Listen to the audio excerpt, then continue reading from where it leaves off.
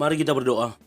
Bapa Sorgawi, Bapa yang kami sembah dalam nama anak-Mu Tuhan Yesus, sungguh kami sangat bersyukur, berterima kasih kepadamu Bapa untuk segala kasih, kebaikan, kemurahan Tuhan yang masih Tuhan berikan kepada kami sampai dengan pagi hari ini, di mana kami boleh tidur dengan tenang, bangun dengan selamat pada pagi hari ini tanpa kekurangan suatu apapun. Itu semua karena kasih, kebaikan, kemurahan Tuhan yang Tuhan berikan, Tuhan nyatakan di dalam dan melalui hidup kami. Sebelum kami mulai aktivitas kami, izinkan kami untuk bersekutu dengan Tuhan, berdoa, memuji muliakan nama Tuhan, dan mendengarkan kebenaran firman Tuhan melalui channel YouTube ini. Berbicara bagi kami Tuhan, nyatakan kuasa-Mu, nyatakan isi hati-Mu, karena kami telah siap untuk mendengarkan kebenaran firman Tuhan.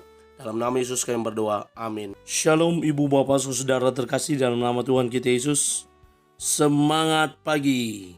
Bertemu kembali di channel Rionando Butar-Butar dalam khotbah 5 menit aja toko 5 untuk renungan harian. Renungan pada hari ini saya ambil dari kitab 2 Korintus pasal yang kelima ayat yang ke-15. Demikian kesaksian firman Tuhan. Dan Kristus telah mati untuk semua orang, supaya mereka yang hidup tidak lagi hidup untuk dirinya sendiri, tetapi untuk Dia yang telah mati dan telah dibangkitkan untuk mereka. Tidak hidup untuk diri sendiri. Ibu bapak saudara terkasih dalam nama Tuhan kita Yesus, ketika saya mempersiapkan renungan ini, saya mencari di Google dan ketemu satu blog dari Buletin Andragogi, di mana ditulis oleh pendeta Hami Lasut STH.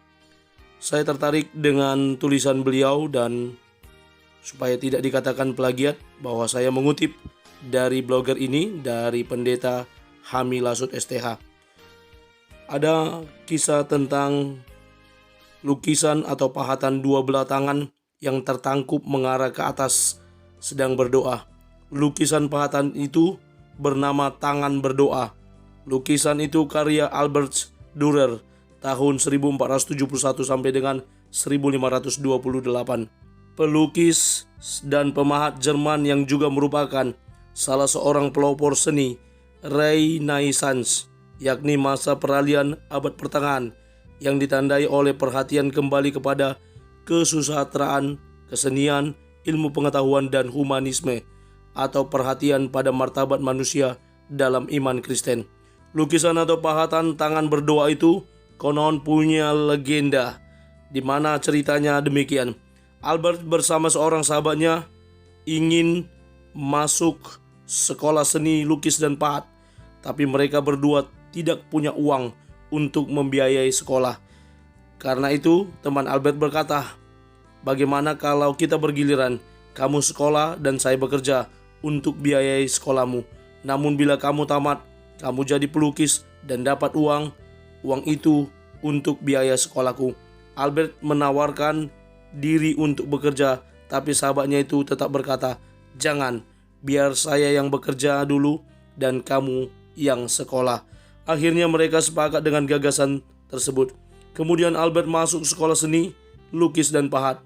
Sementara itu sahabatnya bekerja keras sebagai buruh bangunan.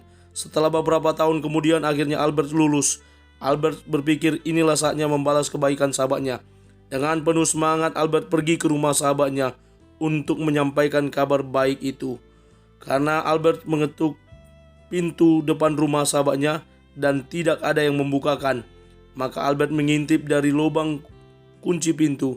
Apa yang dilihatnya adalah sahabatnya itu sedang berlutut dengan kedua belah tangan sedang tertakup ke atas.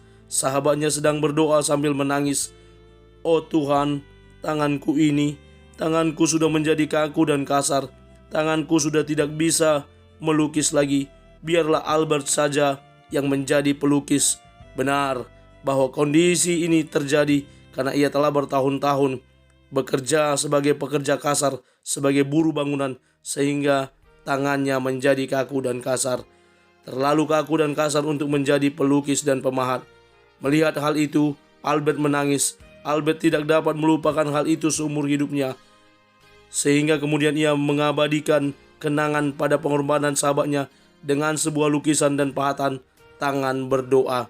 Albert sadar bahwa keberhasilannya adalah karena pengorbanan sahabatnya.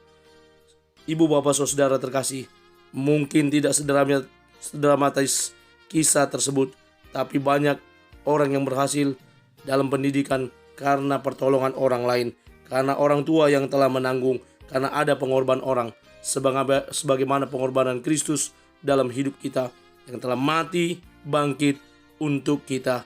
Dan kita juga diminta untuk tidak lagi hidup menurut diri kita sendiri, untuk diri kita sendiri, melainkan juga bagi orang lain. Menjadi seperti Kristus berarti menjadi Kristen, menjadi sama dengan apa yang dilakukan dan meneladaninya. Menurut William Penn, seorang pemimpin agama. Mari hidup dalam Kristus sebagaimana Kristus hidup di dalam kita dan bagi kita, dan semuanya untuk hormat dan kemuliaan Kristus. Amin. Kita bersatu dalam doa. Terima kasih Bapa untuk firman-Mu, mampukan kami untuk menjadi para pelaku kebenaran firman Tuhan, sehingga kami hidup di dalam Engkau dan untuk Engkau. Di dalam Kristus Yesus kami berdoa. Amin. Selamat beraktivitas. Tuhan Yesus memberkati. Shalom.